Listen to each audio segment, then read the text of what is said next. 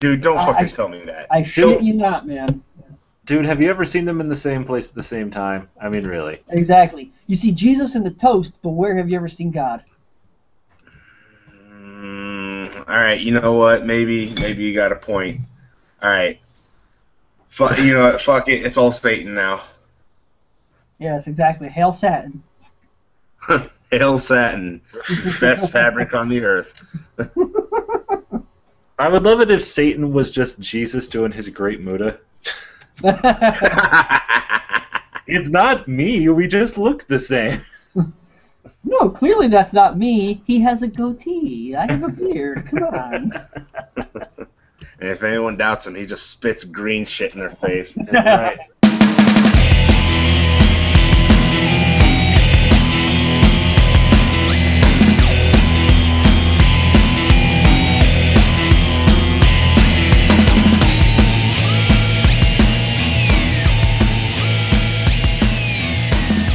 Welcome, cats and kittens, to yet another installment of Cewshcast, no longer 5,000. We have joined here today to once again talk about the best in wrestling and the worst in wrestling, and more likely the worst in wrestling. But there's actually, unlike many of the shows that we began kicking off with tons of complaints and stuff like that, there's hope. There's hope in the wrestling universe. There's happiness and joy abound in my heart. But before we get to that, let's talk to two people who always bring joy to my heart. Julius, Artie, how you guys doing? Doing all right for Thursday? Yeah. Fuck, what Yes. day is it? I genuinely want to say it's Thursday, so happy Thursday, everybody. Yeah, I don't really have any more concept of time ever since that whole future debacle, so we'll just go with Thursday. You probably have a better handle on that. Yeah, ever since we sent Julius back in time that one time, he kind of blurs every now and again. It's kind of worrying, honestly. And speaking of time, or not at all about time, because I don't have anything that easily transitions into, let's talk about the big news of the day before we get into our promised Fastlane predictions and our summary of the big Fantasy Warfare contest. There's a couple of news items. We're not going to get to a whole bunch today because we got a lot of other shit to cover, including the return of the question segment, bitches, what? But there are a few things that we absolutely have to talk about. The first one, which is the cause of the excitement that I talked about, WWE has apparently lost its goddamn mind and just gone full smark and is throwing a 32-man Super J Cup spectacular tournament extravaganza. What the fuck what is this? Oh my god. Talk about fucking exciting. I think it's no secret I'm pretty much the fucking cruiserweight guy, right? And I love the best of the Super Juniors. I actually prefer it to the G1 every year just because it's more my style of wrestling. It's not as long. But this being a 10-week cruiserweight tournament, open season. You don't have to be contracted to WWE. That means you can be an NXT guy, you can be a WWE guy, you can be an Evolve. If it sticks to WWN Network, that could mean Chikara, CZW. We could possibly see, I don't know who the hell we could see from Japan. It'd probably have to be one of those. I mean, I'd love to see Liger participate, but it's definitely going to have to be freelance guys. Can't be anyone signed to the New Japan Network. And I fully. Oh, God, stop.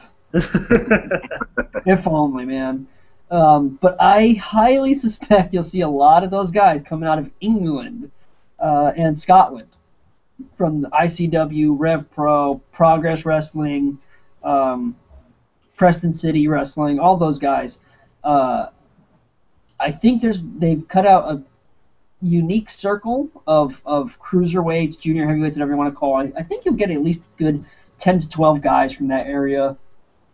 And then another batch from the WWN crew, and then I think they fill out the rest with up-and-coming NXT guys. Your Austin Aries, your Rich Swann, Sami Zayn. God, I had a whole list somewhere, but it's just not in front of me right now. I fantasy booked this whole thing in my head. If anyone's curious, just hit me up on Twitter. Yeah, no, I think you're definitely right about this being very Evolve/Dragon Gate and UK heavy. I mean, you already got a good number of UK guys who show up in those promotions as it is. I would personally like to see people I don't expect them, nor do I think they should pull too much from like the main roster. But I would like to see like Neville in something like this, just because he's not really doing anything on the main roster, and this is a chance for him to like shine again for a bit. But all around, I like this concept is such a foreign idea to WWE, at least to something they do these days. Like they might have maybe done something like this back in like the territory days or like the really early 80s rock and wrestling era, but this just like feels like something that like TNA would try to do like back in like the early mid 2000s, like with their World Cup series and stuff like that. So it feels really fresh and just like completely like it feels like new territory for WWE, which makes it exciting. And obviously whoever wins, I would hope that whoever wins is going to be like definitely a prospect for NXT if it's not someone who's already signed. But just the idea that we could see some no-names come in there and, you know, make a name for themselves and possibly earn their way in the WWE just by, like, being out in front of the fans, I think is pretty awesome. I know there's some people who would like to see the Cruiserweight title make its way back through this. Personally, I'd like it to just be, like, a yearly trophy that, I mean, I guess it'd be nice if it had some kind of reward that was like, hey, so now that you won this, you can get a shot at the Cruiserweight title or something. But I'm sure they can work around that. I mean, I just think I don't see why they couldn't just have him like face Balor. Like it doesn't have to be like a Cruiserweight title. It can just be like you get a title shot. That's true. That's very true. Like it was just a prize in general. No need to like. I don't think there's necessity to relegate it to a weight division again. I just don't think WWE is ready for that separation without it hindering some guys who could be a main event person otherwise. Right. Well, they could even do like the winner just gets a title match, either NXT or the NXT tag titles, which would help bring some prestige to those titles, which right now they're doing like they're really working hard on that division. So it'd be nice if like let's say Johnny Gargano wins the series and he and Ciampa can then challenge for the NXT tag titles. Right. Yeah, that could be really cool. I would love it if they didn't make it specific as to what title and Johnny Gargano wins, and he's just like, I'm challenging Triple H at WrestleMania. And Triple H shows up and he's like, no, you're not. Shut up. Put your shirt back on, kid. Triple H comes out, it's like, dude, it's May. I already lost to Roman Reigns, fucker.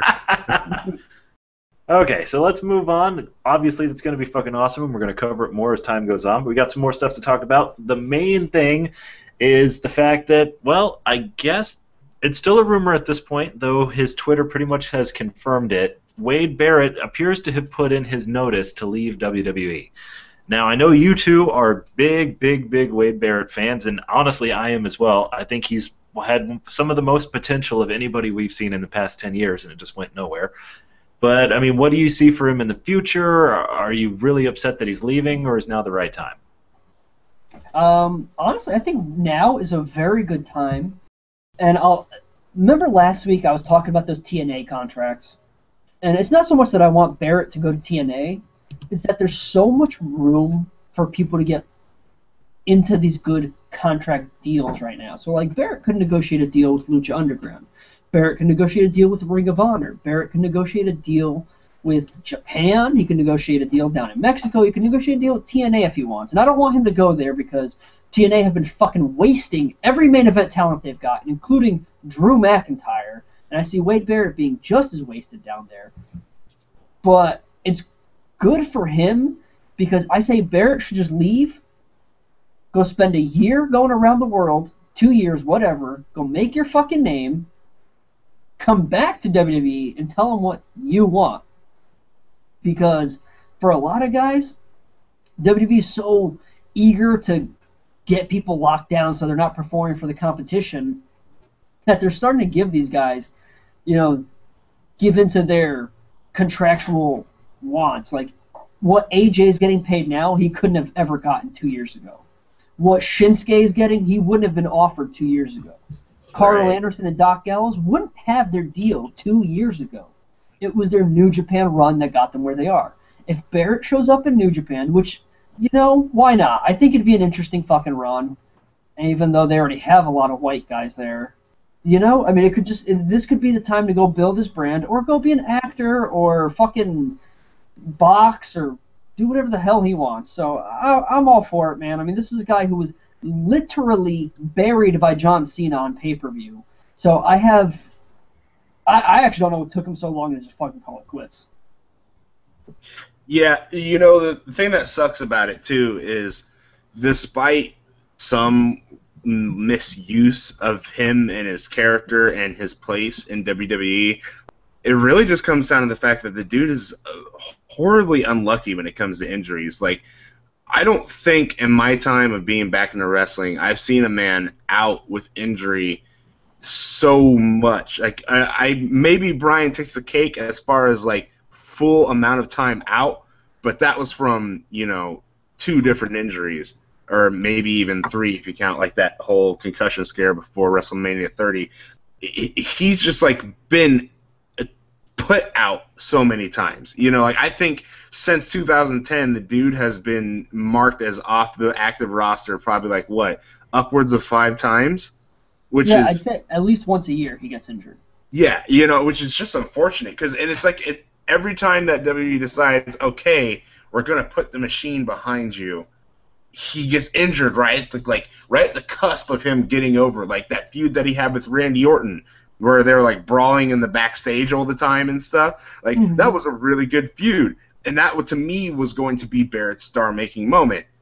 And then he got injured, and then he came back and had tried multiple runs with the Intercontinental title that either just didn't pan out, or he got injured again, and then he got super over with Bad News Barrett, and it's just it makes you wonder whether he's got the body fit to keep up with wrestling these days, So, like, I would love to see him show up anywhere else because the dude is super talented.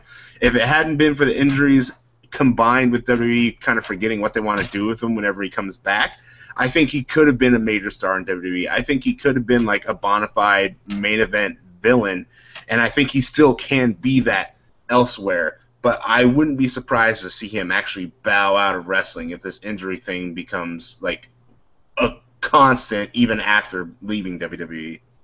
It's just such a shame because I don't think that anybody they brought up out of development had such ready-made promo skills. I mean, it's really just like him and Ambrose, where just like they walked up out of nowhere and just bam, there it was. They were ready to be main eventers on the mic. His wrestling skills didn't get there until a little while later.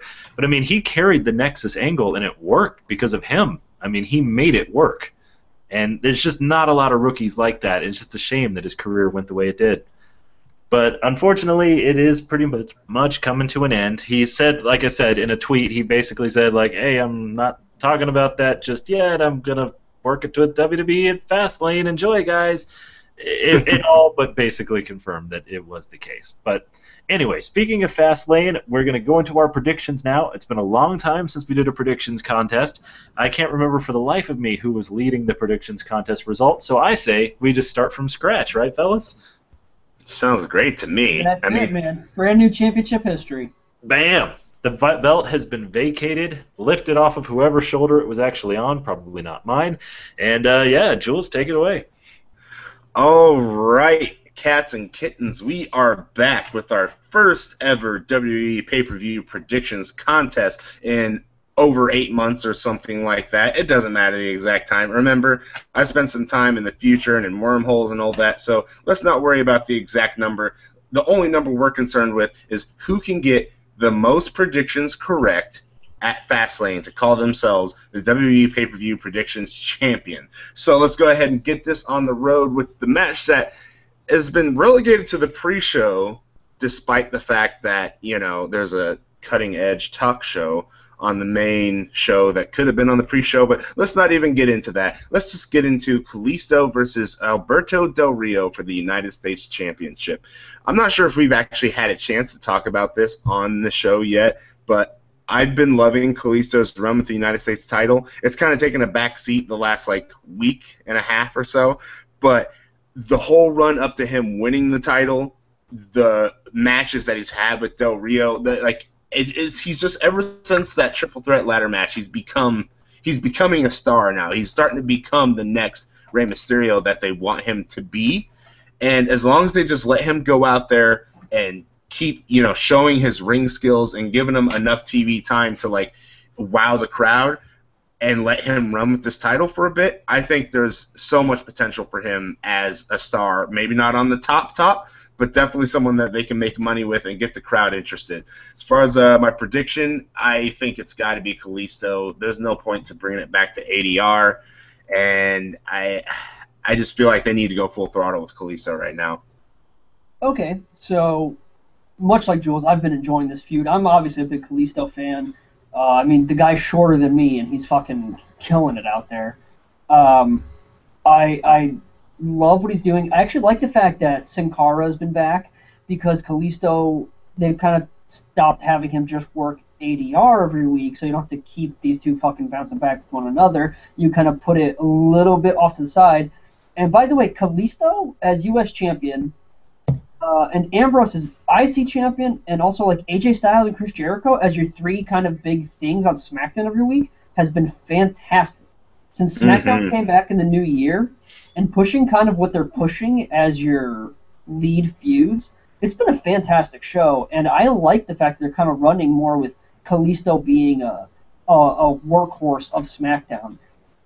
As for my prediction, I'm going to say Alberto Del Rio takes it back, because I would love for them to build to an Alberto Del Rio versus Kalisto mask versus title at WrestleMania, because I think that's a money-making match in Dallas. That sounds fucking fantastic. And yeah, right in front of like the largest Hispanic fan base you can possibly get. I mean, that's the perfect place to do a match like that. Though they probably put it on the pre-show. Honestly, like, just being logical for a minute, I've been enjoying the feud too. I've really liked the rise of Kalisto, and I like using Del Rio in that spot because I think it suits him more than like the main event does these days. But just from a logical point of view, I really think that if Kalisto was going to win, it would be on the main show. So I think that this is an easy way to get the belt off of him without too many people even really having to know. So I'm going Del Rio. All right, so votes are in for that match. So let's go with the next match that is actually on the main card. It is Charlotte versus Brie Bella for the Divas Championship. Now, this one's kind of interesting because I think it's still going to be Charlotte. I don't think they're going to give a last-minute swerve, but of course, if the rumors about Brie Bella leaving the company are true, I wouldn't be surprised that they give her like one quick little last run to WrestleMania to drop the belt to someone and have like a farewell moment in WWE. And as much as they love the Bellas, that seems like something they'd want to do. I really don't want them to do that. I feel like they need to stick with this like Charlotte, Sasha, Becky thing they have going on. And Charlotte's finally like getting her footing on the main roster, especially as a heel, so I would hate to see this derail that. So, while I do think it's a likelihood, I still think they'll do the right booking thing and keep it with Charlotte. So far, they haven't fucked up with the girls too much in the last couple months, so I'm going to give them faith that they'll do the same here. No, I'm definitely putting on Charlotte. I think this is an absolute schmoz just to keep all of the girls protected. I think that's why you have I think the tag match for the women, I'll give my prediction away for that one. I think it's also going to be a schmoz. It's just to keep Charlotte, Sasha, and Becky, those are all their names, right? Yeah, away from each other until WrestleMania, where you can do the big-ass triple threat with the three women for the Divas title as your big payoff for the last, say, 8 months leading into it, where someone else finally dethroned Charlotte. So 1,000% giving this to Charlotte. Oh yeah, this is Charlotte. I mean, I don't even think that there's much elaboration that's necessary.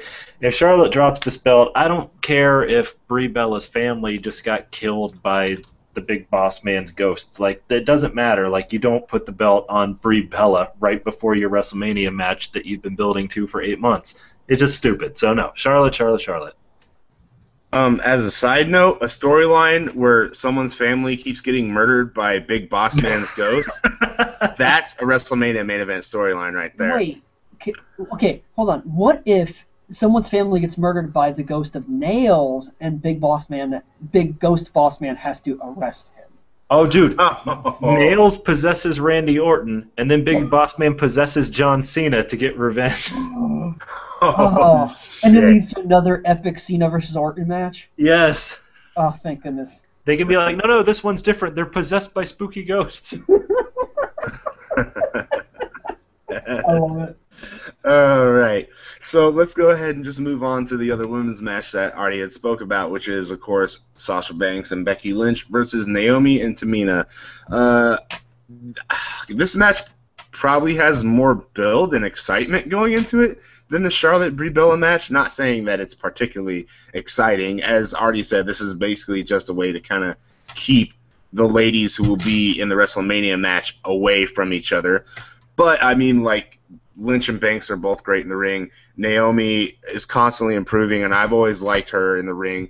Tamina, you know, I have my soft spot for her, though I can easily admit that she is going to be the weak link here and probably is going to hold the match back from being anything particularly special as it could be otherwise. I guess it really makes most sense for Lynch and Banks to win here. There's not really much purpose for Naomi or Tamina to win unless they're going to try and throw one of them, hopefully only one of them, and not Tamina, into this feud. It's got to be Lynch and Banks. Lynch and Banks, I mean, this one is going to be an absolute just... this is the quintessential pre-WrestleMania, keep the opponents away from each other and just let them fucking rest for a month match. So, sorry, Naomi. I am a big Naomi fan. I truly, in my heart, wish she had gotten a run with the title a year and a half ago before all of the great women from NXT joined the roster, because with the women there now and the women soon to come up, I'm sorry, but Naomi has no shot at ever being Divas Champion or ever receiving a significant push. So, sorry. I'm going to say Team Bad. And the reason I'm going to say Team Bad is because I think the entire purpose of this match is to sow dissension between Becky and Sasha. Not that they're particularly friends to begin with, but it's just to stir things up to further toward the triple threat at WrestleMania. So I do think that this is one of those situations where, like, Charlotte shows up and they both get distracted and then one of them gets pinned and then they push each other and then it's on while Charlotte smiles and looks on. If all of that happens in that order, then you can thank me for being a psychic. But in any other case, still, I'm going to say Team Bad, also because I need to be different and make some points. So, yeah, let's go there. And in WWE's best example of forward thinking, the triple threat match will be a bra and panties match. Oh, shut the fuck up, Julius. Whoa, Jules, that's fucking offensive. Bra and panties pudding match. Come on. I'm sorry. You know what? That was really inconsiderate of me. I'm an asshole. You know sorry, what ladies. it is? You know what it is? It's not a bra and panties match. It's a Brahm panties match. It's Brahms underwear on a pole. Ugh. Oh. Poor Charlotte. Okay, so next up is another title match that's on the show. Kevin Owens versus Dolph Ziggler. Kevin Owens last second got the Intercontinental title back from Dean Ambrose, and it made for some exciting TV in the sense that, it was kind of unpredictable in a way, and it really makes the main event more unpredictable. I don't see Kevin Owens losing that belt again. Honestly, I think if they're planned on having him keep it until Mania, they probably should have just had him win it back at Royal Rumble, but that's beyond the point. I can't see them swerving this and giving it to Dolph Ziggler. Of all the times that they would do it, this would be the time that I wouldn't want them to, which is, rare for me. But I think they should just keep with Kevin Owens if they're going to do this, or at least he should be the one getting that WrestleMania spot. Oh, yeah, Kevin Owens for sure. And I think we're going into a WrestleMania, unfortunately, another, 8-man fucking ladder match of, dildos and burgers type thing. Mm-hmm. So I think Kevin Owens is going to beat Dolph Ziggler for the 14th time in the last month. Yeah, it's definitely Owens. I'm pretty sure they're building to Owens versus AJ at WrestleMania or something along those lines, or even if they're not, the only way to get Owens on the card in a way that would make him seem important is to have him have a belt when he goes in. So, yeah, Owens.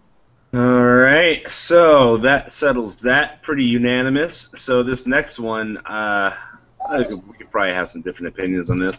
They've been building this up, the Wyatt family, which they've actually done a pretty good job lately of making the Wyatt family look like a threat again. They've kind of had to start from the ground up in the sense that, they've been going for like lower carders, and they really got to kind of build that cloud up again.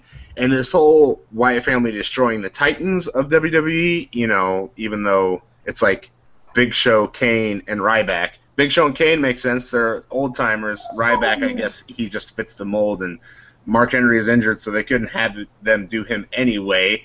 So as far as the storyline goes, I think it's great. As far as the match, I think this thing's going to be a fucking dud. Well, maybe dud's a bit harsh. It'll be, we'll say decent, but I'm going to say the Wyatt family because it seems like a backwards move to have the Titans of WWE win this. Oh, yeah, not just the Wyatt family. I think this is a make Braun Strowman look good match. I think he's going to just eat the Big Show. He's literally just going to bite the Big Show's face off. And then probably just kill the other two. And then he wins. It's just... and I hate to be that guy who's like cynical, who's like, pro wrestling, too predictable. A lot of this card just feels like we're just doing it because it's a month to fill. Here's some stuff to sleep through till WrestleMania. And here's the Wyatts looking strong against a bunch of big guys. So, yeah, Wyatt's over the Titans in fucking 8 minutes. Yeah, pretty much feel the same way. Seems like last-minute emergency booking to try to get the Wyatts over to face Lesnar. Wyatt's. Okay, and finally we get to the main event. Dean Ambrose versus Roman Reigns versus Brock Lesnar. The winner gets to face Triple H at WrestleMania for the WWE World Heavyweight Championship. And honestly, probably the only match on this card that really matters. And it's also a really exciting match. It's the closest at this moment that we're going to get to a Shield triple threat with, the random dynamic of the Beast Incarnate thrown in there.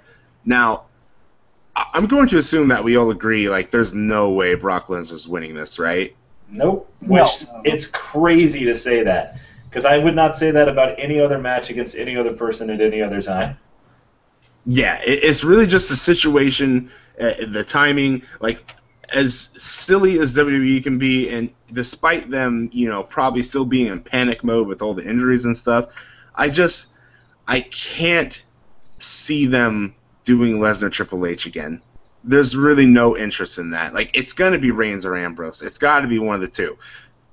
Now, I was thinking Reigns. There was a part of me that was thinking Ambrose. There was a part of me that was thinking maybe Reigns wins and then we get an Ambrose-Lesnar feud out of this from the way they've been booking the match the last couple weeks. But with Ambrose losing the Intercontinental title, I can't shake this feeling. Dude, don't do it. Don't do it. And it's not that I feel it's going to happen, but if it does happen, I want the points for it, so I'm going with it. I think somehow Dean Ambrose pulls this out. Dude. I think you're drunk. Well, that may or may not be true. My money is going to go on Roman Reigns. That's Yeah. Roman Reigns. It's Roman Reigns, dude. It's 100% Roman Reigns. I know that people are winding themselves up with this idea that it could be anything but Reigns Triple H at WrestleMania, even though 4 consecutive years of booking have been leading to this match. But dude, it's Roman Reigns. It would be stupid for it not to be. In fact, I will go on record as saying that it is more likely that the Big Boss Man's ghost possesses Michael Cole and he pins Brock Lesnar after giving him an F5 than it is that Ambrose will win. Well, trust me, I don't doubt it, but I had a feeling you guys are going to go with Reigns. I'm going to go against the grain, and if there's ever a time to bet Ambrose, this is probably the highest chance that there's going to be of him winning this match. Doesn't mean it's going to happen, but... Yeah, if you were putting actual money on this game... it'd be different. Trust me, it would most likely be Roman Reigns in that case. Yeah, but the odds on Ambrose would mean that if you won, you'd win $1 billion. That's also very true. So, I want that metaphorical $1 billion. Yeah. Okay, so that brings us all the matches. Of course, lastly, we have a bonus question. So this is going to decide who turns heel in the main event. Actually, it doesn't even matter who. It's just a matter of will someone turn heel in the main event. I'm going to say no. I don't think we get shenanigans like that. I think, if anything, we get someone like interfering in the match to set up, Lesnar Wyatt, or, well, I guess Jericho Ambrose probably isn't as much of an option now. But yeah, I think it'd be more of an interference as opposed to someone in the match turning. Does it have to be someone in the match turning? Yeah, I think the implication is one of these, really, Ambrose or Reigns turns heel. Right. Lesnar's an anomaly anyway. But yeah, I'm going with no. I mean, I don't know. It's tough. So, like, the story of this match is really good. We're... Because it's 3 baby faces, right? Because Lesnar's a baby face. Right. Yeah? Oh, so yeah. Lesnar's a baby face. And then you've got Reigns, who's a babyface, but he gets booed. And you've got Dean, who has, for the last month, whatever, been looking like the toughest man on the roster. And I wouldn't be surprised if they did something where he, like, DDTs Reigns, eats an F5, Wyatt's, they take out Lesnar, Reigns spears Ambrose. I mean, I don't know. I don't think there's a turn. I think it just gets dirty, and I think it's going to be really shitty in the Ohio crowd to do that to Ambrose. Yeah. I'm just going to go ahead and be on record as saying yes, that I believe that Ambrose will turn on Reigns and get cheered uproariously for it. Yeah. That's a very likely scenario. Also, Artie, I love your impersonation of the Wyatt family noise. Thank you. I practiced that. Shit. All right, and that's the predictions, guys. We got it lined up. I have all the picks written down. So now I will pass the would-be Roman Reigns back over to Cewsh. Oh, shit, I will take those Roman Reigns every day and most nights. I'll tell you that right now. Okay, moving on. So if you recall from last show, if you listened to it, and if you didn't, you should stop this show right now and go listen to it, because watch things in order, you shithead. We did a thing where we did a big fantasy draft, basically. We used Total Extreme Wrestling, the online game, whatever, to simulate some promotions from scratch. All we did was draft 10 wrestlers each, and then we formed our new promotions and we gave them names, and we just set them free, adrift, to see what would come of our fate. Last time we did this, Julius destroyed us utterly. It was not close. It was not even remotely close. I think Rhino was my champion by the end. Is that something that happened? Rhino is definitely on your roster, that's for sure. Oh my god. By the way, today makes 1 year since Rhino showed up in NXT, so happy anniversary, Cewsh. Happy anniversary, fuckface. Okay, so we took these rosters and we simulated them. Now, Artie and Julius know not a goddamn thing about what happened during the course of this simulation. They're going to find out along with you guys, and they're also going to find out about my special twist. You see, without telling anybody, all of us, if you're familiar with the game at all, we're set at national rank with the same amount of money, a shitload, and the same amount of prestige and popularity, everything equal. We're all mainstream shows with TV shows and all that good stuff. However, I inserted a consistent guest of the show, DDT, into the game as well, and I made him a local promotion with negative $10 because I stole his $10. I gave him no wrestlers, and I just said, fuck it, you go make something, DDT. And we're going to see how that's going to happen. I'm going to tell you guys some of the stuff that happened during the course of the simulation before I give away the winner. And so let's see here. First of all, we got to get to the names of the promotions. If you didn't hear them last time, mine was New Western Japanese Promotion. Artie, what was yours? Julius Sucks Wrestling. Julius Sucks, Wrestling. And Julius? Of course, the Pro Grapes Federation. The Pro Grapes Federation. And DDT's promotion was, I named it the Wah Wah Federation. All right, so let's start with the Pro Grapes Federation. They were the returning champions here. And right out of the gate, they got a... The game randomly assigns you with an owner, just anybody who's eligible to be an owner. So Julius got Vince fucking McMahon right away. Son of a shit. And right off the top, he started signing up like every major talent there was. Like everybody we didn't draft, Julius got. It was fucking ridiculous. He signed like 100 people on day one. Oh my god. And Going big. And then in true Julius fashion, he assigned the booker of NWA Hollywood as the booker of his promotion. Yeah, that sounds about right for me.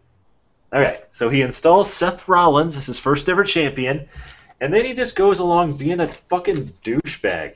He basically steals John Cena from me at one point. He steals like 5 wrestlers from DDT during the course of the thing. Every time anybody got over in DDT's promotion, Julius would snap them up and job them out ruthlessly. Wow, what a dick. It was the biggest dick move I've ever seen. When you stole John Cena from me, I declared war on you the next day. And then I guess I got so carried away that I wound up declaring war on everybody the next day. Shit. So by the end, I was going bankrupt fighting all of you at the same time. At least you went down swinging. That's right. Let's see. Julius also drafted The Undertaker, who wrestled exactly one time in an opening squash match where he was squashed by Delirious, and that was his retirement match. Why? Let's see here. And I always like to make note of like the tag team that it randomly selects, because it chooses like some truly great names and pairings. And for Julius, his best tag team was Sweet Sensations, the team of Bully Ray and Cesaro. Oh, that sounds like the greatest gimmick ever. Sweet Sensations. All right, let's move on. Take a look at Artie. Artie was a tragic story last time around. I mean, Shane Douglas was the owner of his promotion. Shane Douglas signed Shane Douglas to an expensive contract and then proceeded to push Shane Douglas. Big surprise there. I can't even remember other stuff that happened. Like, literally, Artie went from a national promotion to, like, backyard wrestling in, like, 3 weeks. This time around, Artie had literally anyone in the wrestling world who could have been his owner. And he got Billy Corgan of the Smashing Pumpkins. Of course. But they hired a really good booker, Ricky Steamboat, which is actually a really interesting choice. I like that. That was cool. That's out of the box. Yeah, Ricky Steamboat made Roman Reigns the champion. He decided to install... Basically, the thing you need to know about Artie's run this time is that Cody Rhodes versus Seth Rollins main evented every show for 8 straight months. It's almost like it's like Artie himself was booking it, but like this was something like, if you think you're sick of Orton Cena, they had this match 47 times. Oh, is that all? They swapped belts 32 times. Holy shit! It was like Artie's soul was in this promotion. Like it really knew me, you know? Oh, man. Let's see. What the fuck else happened? Oh, this is pretty important. Ricky Steamboat died.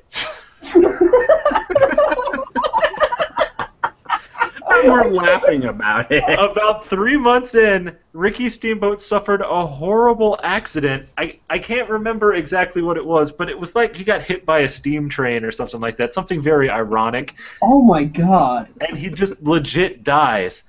In the wake of this, Artie somehow got it into his head that it would be a great idea to hire Johnny Ace. Oh, fuck me. Again? Really? This is what I do to myself? To that point, Artie had been directly in a tie with the person who was number 1, and then from that moment on, he drops and winds up as a regional promotion in last place. Oh, not again. Come on. That hurts me. The main event of the last of Artie's shows was, oh my god, let me see if I can find this real quick. It was so fucking funny. Yeah. The second Johnny Ace shows up, he forms a new stable that main event every show from then on of Jeff Hardy, Kazuchika Okada and Homicide called The Creatures. Why does that actually sound like an awesome idea? The main event of Artie's last show, which drew 400 people, Oh, damn, a real sellout. was Jeff Hardy versus Adam Pearce. What a barn burner. God, that sounds like about what it would draw in real life. Yes. All right, now let's move on to me for a second. Obviously, glorious me. Some things. I don't know what the fuck was going on in my promotion, to be totally honest with you. Like, it was truly baffling. I signed Mark Cuban to be my owner. I guess because, like, was a wrestler. I like the idea that I was, like, watching him on Shark Tank and thinking, like, yep, that's my dude. He knows how to bid. Oh, And then God. he installed Stephanie McMahon as my booker. Oh, good boy. Oh, God. That doesn't sound good. Stephanie McMahon proceeds to... I really only have one truly marketable person. I have John Cena, right? John Cena should give me the ability to fight anyone. John Cena jobs to Dolph Ziggler 12 consecutive times. Holy shit. Every single match of John Cena's for 3 months is him jobbing to Ziggler, and then he quits my promotion and joins Julie's. Oh, no wonder I took him from you. You fucking wasted him. By the time you got him, he was less popular than The Miz. Oh, wow.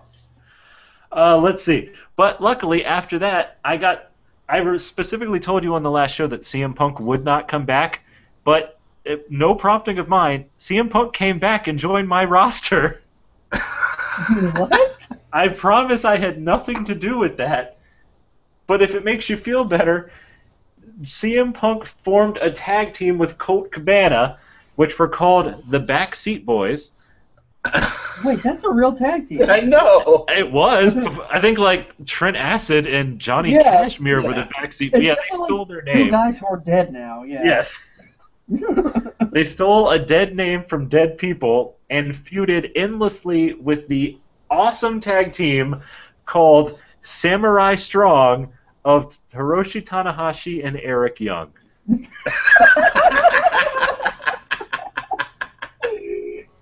That's a feud of the year right there. Jesus Christ. It should probably go without saying that I did not win, though interestingly, Stephanie McMahon does also die. Whoa. What the hell? You guys are cursed. Yeah, Stephanie McMahon, about the 8-month mark in my promotion, Stephanie McMahon is mysteriously murdered. That's all it says. She is mysteriously murdered.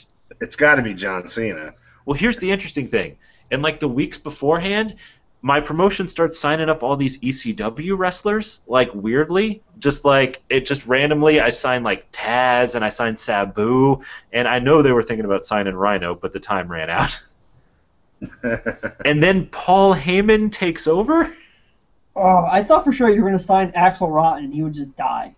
Oh, no. But I'm just saying, guys, like, does it sound like Paul Heyman murdered Stephanie McMahon in my story? It definitely sounds like he hired someone to murder Stephanie McMahon. He hired New Jack! His fifth justifiable homicide. Yes, so it should probably go without saying that I did not win either. My last show was in front of 600 people and featured the awesome match of, let's see here, the main event was Hornswoggle versus Chris Sabin. God, dude, I'd pay some big money to see that.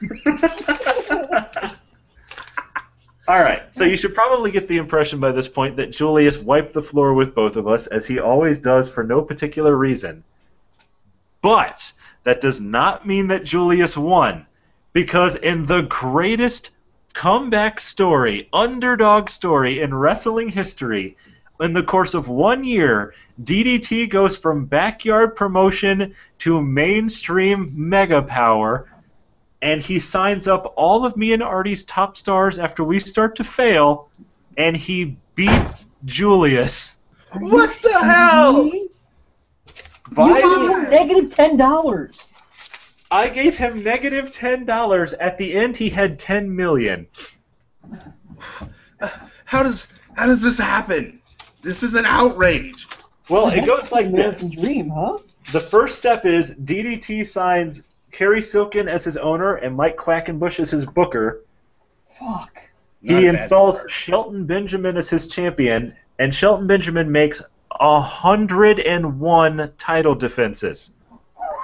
Holy shit. Over the course of this run, Shelton Benjamin beats The Big Show, he beats Seth Rollins, he beats Dean Ambrose, he beats Dolph Ziggler, he beats John Cena. Wait. So are you telling me that Seth Rollins is in every promotion except for yours, and Cena is in every promotion except for Artie's? No. Basically, when our stock always drops to the bottom, like every time we have to release somebody because we've lost money or lost a promotion like size, he signs them immediately. So you lose John Cena and Seth Rollins, and he picks them up. Wow. Oh my god. He stole all of S.H.I.E.L.D. By the end, he has all 3 members of S.H.I.E.L.D. Wow. Dude. This dude actually wins. But the craziest thing, by the end, Eddie Edwards is the most popular wrestler in all of wrestling, as he has been built up to be bigger than Hulk Hogan at his peak. What? Eddie Edwards ushers in a new generation of wrestling, the Edwards era. Oh The my Edwards god. era. And his final show is Eddie Edwards versus Shelton Benjamin. Shelton Benjamin finally falls to the mighty Eddie Edwards in front of 45,000 people. Are you fucking shitting me, dude? After 400, he drew 45,000? The buy rate is bigger than all 3 of ours combined. Motherfucker. DDT not only beats us, he annihilates us. You know what the worst part is? This son of a bitch won't know until he fucking listens to this shit. I know, he doesn't even know he's in this. I did it as a joke. God, fuck DDT. Well, you know what? At least he can stop bitching about not being on the show, because not only was he on the show, he completely stole the show. Like, what the fuck? Fuck DDT. Yeah, fuck fuck him right up DDT. his righteous asshole. Yeah, fucker. Alright, so, we're not going to give the title belt to DDT because obviously he doesn't count. So I think it's just another draw, right, guys? Yeah, I mean, 3-way draw. technically, I won over you guys, right? As Yeah, long as but I technically stay, 3-way draw. yeah, I think as long as I stay in my rightful place above Artie's misery, I'm gonna be happy. Hey, as long as I stay where I am, fuck you guys. Dude, you killed Ricky Steamboat. You had Stephanie McMahon murdered. No, that was Paul Heyman. That was Paul Heyman. Yeah, okay, Paul Kushman. He does have the ponytail. Oh, not that bald yet, but I know, but I do hope in like 15 years from now that you do have like the Paul Heyman haircut. You just wear a baseball cap at all times. Oh, for sure, with a fake ponytail out the back. Oh, Oh, I God, absolutely so will rock rad. that. All right, that brings us to an end of Fantasy Warfare. We will never, ever speak of it ever again. And let's move on to, we put out a whole episode for you guys last time. You seemed to enjoy it, but you wouldn't shut up about the one segment that we didn't include. So guess what? We brought the fucker back. But it's not going to be the same as it was before. In the interest of picking some better questions, spending some more time with them, it's no longer 3 ain't enough, man, I need 5 questions. Now, it is still your segment and mine, but it's 5 is too much, man. I need 3 questions.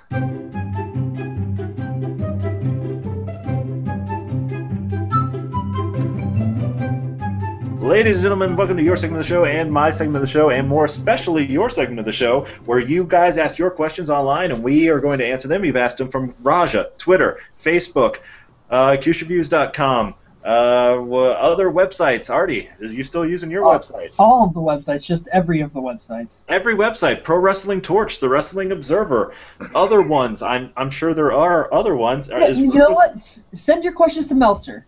Just Send them your to Meltzer. Send them to Meltzer. They'll get to us one way or another. Probably in some sort of cease and desist fashion. All right, so what we have here is 3 questions that we've collected from you guys, and we're going to answer them right here. So let's get started. The first question comes from the immortal Mike Hunt, and he wants to know, this is a bit of a softball question just to get you guys warmed up. It's been a couple months since you did these, so I just want to make sure that you're ready. Are you a dog person or a cat person? Well, I'm both. I have 3 cats and 2 dogs. But, boo, cop out, boo. No. At this point where I've reached, I am 100% a dog person now. My cats, these are the last cats I'll ever own. I've had cats for 15 years. I never, again, want to own an animal that claws up my couch, shits in a box, and fucking jumps on me when I'm trying to sleep. I am 1,000% a dog person from now on. You disgusting, dirty, unwashed dog lover. I'm definitely a cat person. I like dogs, but as far as owning them, I just prefer a cat. Like, the responsibilities that you have in taking care of a cat on a daily basis is less. For me, I don't know. I mean, I've never had my own yard, so cleaning out a litter box every day is a little less taxing than having to take a dog out as soon as I get home from work and go on a walk and make sure they poop and pee enough and all that. And I just, I think cats are cuter. So, yeah, definitely a cat person. Dude, it's so cats. I'm holding a cat in my arms right now. It's fucking delightful. Your avatar used to be a cat on this Google thing. Yeah, it used to just be a cat sleeping, and it was delightful. Now it's just a picture of an animated man's dick. Well, there's nothing wrong with that. Honestly, if you fans could see this, it's actually pretty interesting. I have Deathstroke. Julius has Gohan fighting Fat Majin Buu. Or is that Vegeta? Sorry, it's Vegeta. And Cewshcast has a dick. Yeah, it's a dick with my initials on it. So, there you go. Yeah. These are nice representations of all of us that you should all think of us as while you're listening to this podcast. Of course. Okay, so let's move on to question number 2. This one's actually about wrestling. We're not trying to cheat you guys entirely out of wrestling content. This one is kind of interesting, actually. It's from Matthew, former contributor to the show, and he wants to know if you could pick 2 newer guys on the roster to have a career-long feud a la Rock Austin or kind of like Punk Cena or Edge Cena or all those feuds they tried with Cena.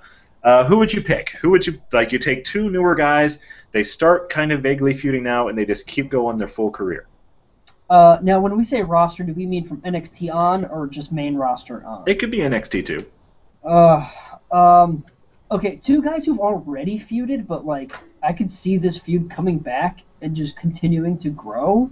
I would love to see Neville versus Zayn, on a bigger stage. And I'd love for that to kind of be hey, it's Raw, we have 25 minutes to film the main event, throw those 2 fuckers out there. And you send Neville and Zayn out to the ring, and that's just a silent feud. If one is IC champion, the other can challenge for it. If one's US champion, it's kind of God, man, I don't know. Sort of like William Regal, Chris Jericho, and RVD, how they were kind of always rotating around each other with those mid-card belts. I'd kind of like for those 2 to be that, where that's a feud that already happened in NXT at such a big level, and I'd like to see it continue on the main roster for the next 5 to 10 years, where it's just these guys just have a match, they have that history, and it's something I think you'd never get sick of watching. I think that's actually an awesome idea. Neville and Zayn always have some awesome matches. I'm actually going to go a little bit outside the box here. As far as I'm not going to go with, I don't think he said that they had to be men. I'm going to say Asuka, Sasha Banks. Interesting. I think the dynamic between those 2 could actually be really good, between Sasha, who's just a super confident but also super ruthless boss, and Asuka, who's just she's the ass kicker. She is unmitigated badass. There's nothing you can do to stop her, except Sasha Banks could not only take it to her, but be the perfect asshole to be the opposite of Asuka. And I think that they could both have a very physical but emotionally charged style that could be one of the best women's feuds of all time. I don't know if there's been a women's feud along these lines other than maybe like Trish Lita, right? It's probably the closest, yeah. Yeah, pretty much. All the women's feuds just seem to like fizzle out, or like, you know, the women quit, or, you know, things never really come back in the women's division. Right. I honestly love this question just because I love this in wrestling. Like, to be perfectly honest, Bray Wyatt hasn't done anything very fun in a very long time, but I love the idea that all throughout Roman Reigns' career, he's going to be haunted by Bray Wyatt for reasons that Roman Reigns doesn't even understand. You know what I mean? Just like anyone but you, Roman, is like such a great idea. It's just like you always know that Wyatt's in the background. You don't need any explanation to start a new feud between those two. You know what I mean? Wyatt could jump Roman at literally any time, and you'd be like, fuck, nah, there it is again, fucker. That's actually a really great choice. Yeah, you just get it right off the bat, and I love those two because everyone assumes it's going to be like Ambrose and Reigns and Rollins and Reigns, but I just love that always in the back of your mind you're like, fuck, Wyatt and Reigns, like that's actually like a foil for Reigns, somebody who's not at all like him, who he can't understand or wrestle like, someone who can get in his head. Those are the best villains. He could be the Piper to his Hogan, basically. Like, that's what I like. They have great in-ring chemistry, too. Like, I really liked their feud last year, even though it had some slow parts. Like, I think, like, the wrestling product was great.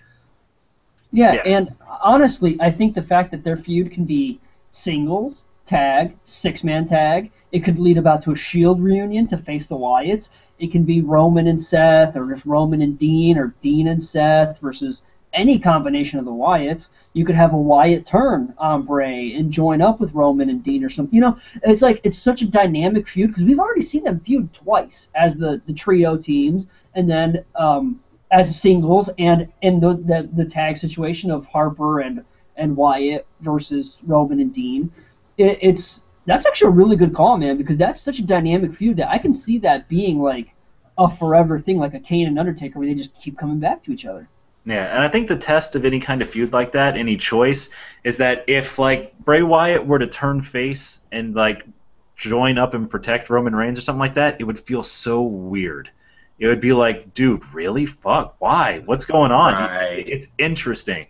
And it's the same way like if Punk had ever helped John Cena or if Rock had ever helped Austin, it just would have felt weird and wrong and interesting. Mm-hmm. That's the test of a feud like that. Mm-hmm. All right, so let's move on to another question. I promised DDT I would get him onto the show in some way, shape, or form. I didn't know at the time that he was going to win our fucking competition, so that's a bit of a downer. But let's just look at this as him having won the Money in the Bank and cashing it in, okay? Okay. Fine. His question is, who did you think for sure was going to be a big star that didn't turn out to be at all? Ooh. Okay, how big of a star? Are we talking main event run? Or are we just saying like someone I thought was going to have a bigger run in the WWE? Somebody that you thought was going to be big. Like, not necessarily like the top star, but like somebody you thought that was really going places. Jack Swagger. I thought 100%. When I saw him in ECW and he had those matches with Christian and he is on that big run, and I think he had the matches with Matt Hardy and stuff. I was like, man, Jack Swagger, he feels like a champion. He looks like a champion. And little did I realize he was being protected like a champion because they had him working with guys who knew how to make him look great. And then he came to the main roster, and it fizzled out during his world title run. The guy had no charisma. The matches just weren't there. And then, you know, the whole thing during his second big run where he fucking got busted for drugs. And you're just like, why? Like, this guy could have had a big run in the company. And it blows my mind that this guy, who is a surefire world champion to all of us, didn't happen. So that's got to be my pick. It's an interesting pick. There's two names that come to mind immediately, but for the sake, I have this bad habit of picking two choices when I should only pick one. So I'm going to stick with one and just leave the other one a mystery. If you want to know, you can ask me or hit me up on Twitter, of course. But the one I'm going with actually is, I believe he went by Slate Randall in WWE, but Sean Ricker.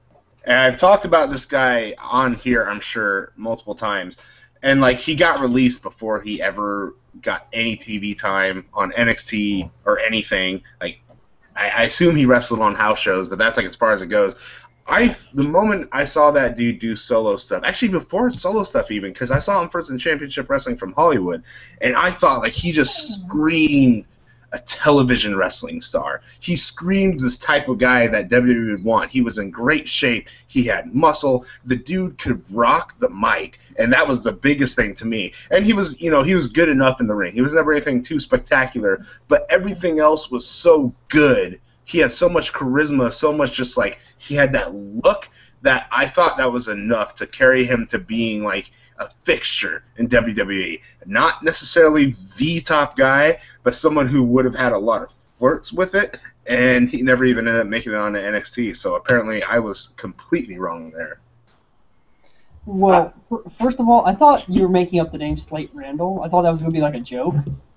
And it sounds like a joke. He's not having like a top tier run in TNA, but he's having a pretty solid run with your other boy, Drew McIntyre. They had a really good feud, and you're 100% right, dude. He's killer on the mic. Character-wise, he's fantastic. Oh, yeah, like, he's got it. Yeah, that was, like, one of my guys who, like, and I don't like him personally. He's a dick. He was an absolute fucking dick on Twitter to fans one day. But, like, in terms of what I've seen of him in TNA, I like the guy as a performer, and I could see him coming back to WWE for sure. You know, I consider myself, like, kind of a good scout, like, talent scout. Like, I do like the Q scouts on the site and everything like that. And honestly, I have been right about a lot of, like, kind of more obscure people. I mean, I called Reigns, like, when he was a green piece of shit. I called Paige when she was on the indies, like some smaller people like Sheena Zion and people like that. Like, I generally consider myself a really good talent scout. Not that I'm good at spotting, like, super diamonds in the rough or whatever, but just that I can tell when people are going to be, they look and carry themselves in such a way that they can be marketable down the road, right? I tend to be right more often than not about that, but I have missed, like, a bunch of times. And usually it's because, like, something else prevents it from happening. Like, obviously, Bobby Lashley is somebody you could insert right here, but he was going to be that star. They were going to make him be that star, and then, life intervened. But if I had to say somebody who I genuinely thought was going to be, like, a next-level star and who didn't, I'm going to say Big E. Because while he's amazing as a member of the New Day, I genuinely thought that he could get the push that Roman Reigns is getting now. And that was an overreaction, honestly. It was. But, I mean, what I saw at the time in NXT and FCW, like, I saw a dude who could and should be, like, the face of your brand. And, like, that's not what turned out happening, and I'm very happy with where he is now. But, yeah, he didn't make it.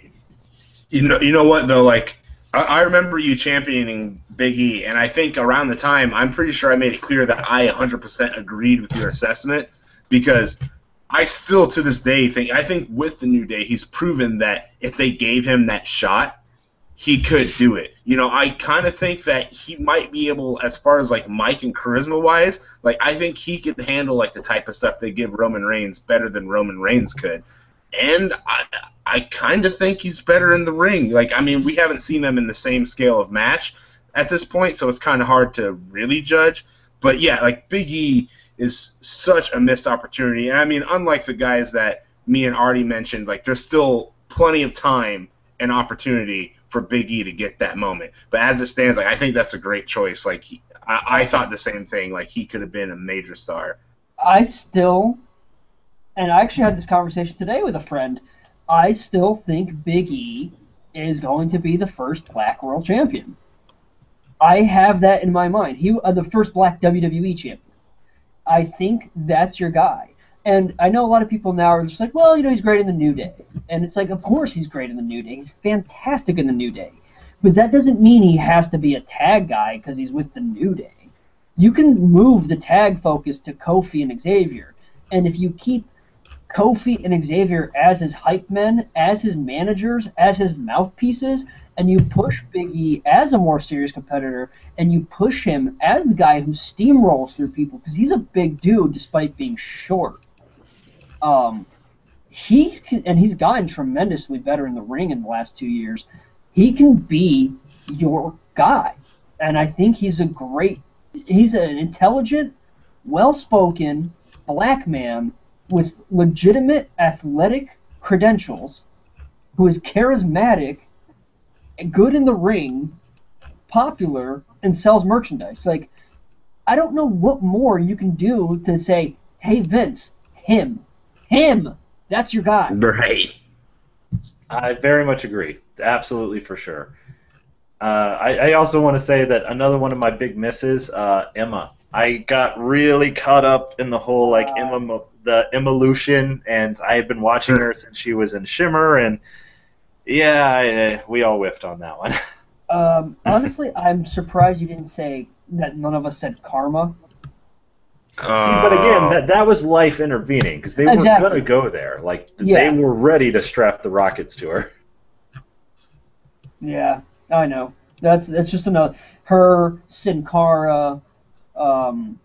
Fucking Sin Cara, man. And obviously, the guy we talked about at the start of the podcast, Wade Barrett. Those are all people that I thought for sure were... Oh, sure, absolutely. And I mean, there's a million more like this. Like, I think all of us expected, like, Ken Kennedy to be bigger, MVP to be bigger, probably Shelton to be bigger at one point. Like, there's a million. I thought Jomo was going to be a bigger deal. Oh, yeah, for real.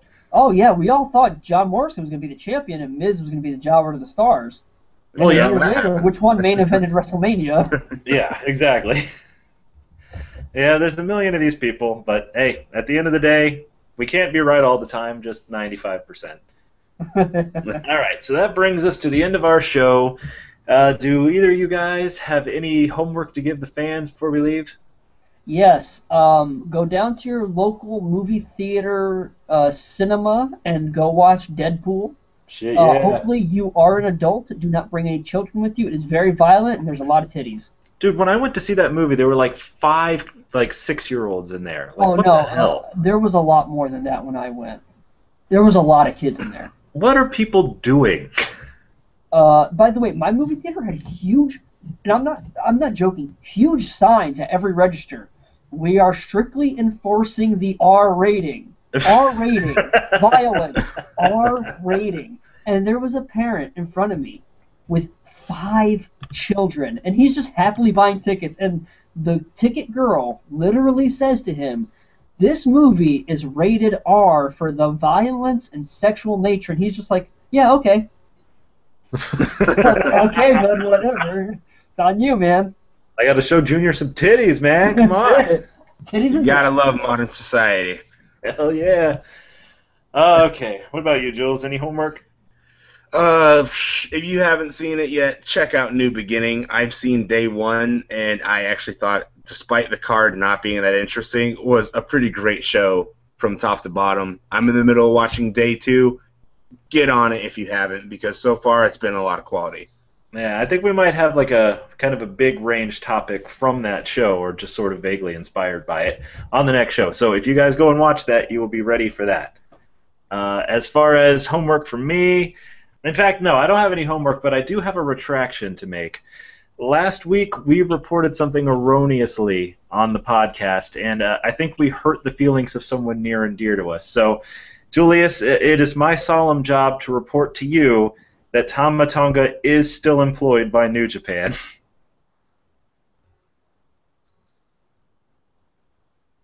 He died of excitement. Julius? Are you still there, buddy? My God, he got so excited by the news that he just fucking ripped his microphone out of the computer and smashed it. If you can still hear me, Julius, they're also thinking of signing his brother to a contract and making them a tag team to win the titles. Titles. Are you there, Julius? Ladies and gentlemen, we've lost Julius. In fond memoriam of our lost friend, remember, always not to smoke crack, and to, as he would have wanted you to, eat your dildos and burgers. Jules!